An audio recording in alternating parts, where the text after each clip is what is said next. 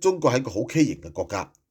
由佢開始戶籍制度嘅時候呢，其實已經等同呢係將你全國嘅人分開。如果你係農村戶口，譬如話你喺湖南嘅農村，你想去長沙，好難嘅，因為咧去到長沙當地咧，你就係等於外國人嚟噶啦，乜嘢咧都冇，冇福利，你唔可以喺當地讀書，你唔可以喺當地咧就辦任何嘅事情，打工咧就如果揾到人請你咧，先至喺度打工，但係你啲仔女咧又唔可以嚟長沙讀書喎，係嘛？你喺長沙又冇福利，冇任何嘅保障喎，係嘛？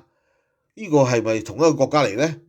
好啦，等於咧你實際上咧你個國家就係一個農民國，你去到長沙咧，你已經唔係入咗另一個國家咁滯啦。好啦，長沙已經好啲啊，如果你去上海啊，更加俾人歧視啦，係咪？揾嘢做未必揾到，未必揾得到嚇。咁啊，尤其是讀書，小朋友讀書，任何嘅社會福利保障完全冇晒。你係唔係等於上海嘅國民啊？你只係一個農村人，你係第啲，即係你係一啲叫做咧小國嘅國民，你嚟到我哋大上海國啊，你冇資格。